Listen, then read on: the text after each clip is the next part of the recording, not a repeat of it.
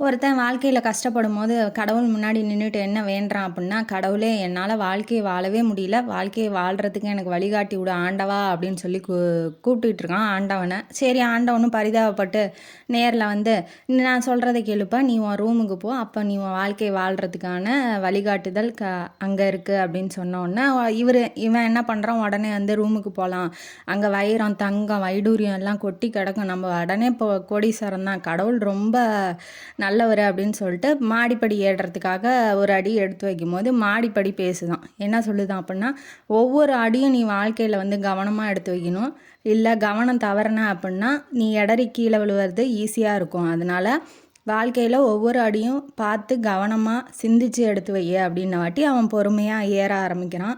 Room கதவை திறக்கிறான். திறந்த உடனே அந்த மேற்கூரை மேலே இருக்கும் இல்லையா கூரை, அது என்ன சொல்லுது அப்படின்னா, உன் எண்ணங்களை உயர்வாக வையே, ரொம்ப கீழ்த்தனமாக வைக்காத, உயர்வாக வை, எதை சிந்திச்சாலும் உயர்வாக சிந்திச்சிரு, அப்போ தான் வந்து உன்னால் அதற்கான செயல்பாடுகளில் ஈடுபட முடியும் அப்படின்னு சொல்லி சொன்னிச்சான்.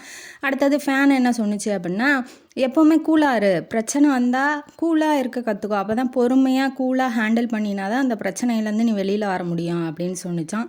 அதுக்கப்புறம் என்ன ஆகுது, கடிகாரம் என்ன சொல்லுது அப்படின்னா, ஒவ்வொரு மினிட்டையும் நீ வந்து வேஸ்ட் பண்ணாமல் பயன்படுத்த கற்றுக்கோ, காலத்தை வீணடிக்காத அப்படின்னு சொல்லி சொன்னிச்சான்.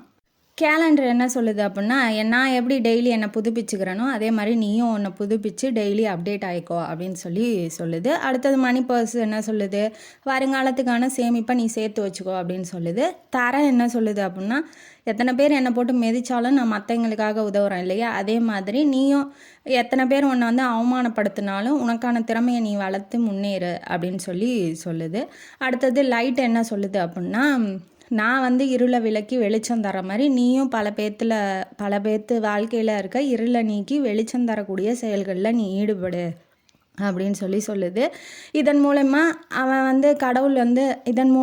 கடவுள் அவன் தன்னம்பிக்கையோடு செயல்படுறதுக்கான ஒரு வழியை காட்டுறாரு ஒழிஞ்சு தங்கம் வெள்ளி வைரம் வைடூரியம் எதுவுமே தரல. இதை விட தங்கம் வெள்ளிலாம் அதிக விலை உயர்ந்த பொருட்கள் அப்படின்னு சொல்லி நம்மளால் யோசிக்கவும் முடியல.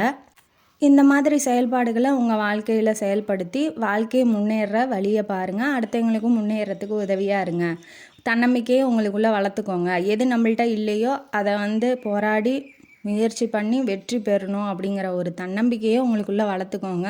இந்த செயல்பாடுகளில் ஏதாவது ஒன்று பிடிச்சிருந்துச்சுன்னா அதை வந்து தொடர்ந்து அந்த செயல்பாடுகளில் ஈடுபடுங்க. அதுதான் கடவுள் நமக்கு காட்டுற வழி. நம்மளும் இந்த கதை மூலமாக உங்களுக்கு சொல்லிக்கிறோம். இந்த கதையும் காணொலியும் உங்களுக்கு பிடிச்சிருந்தா லைக் பண்ணுங்கள், ஷேர் பண்ணுங்கள், சப்ஸ்கிரைப் பண்ணுங்கள், கமெண்ட் பாக்ஸில் கமெண்ட் பண்ணுங்கள். நன்றி மக்களே.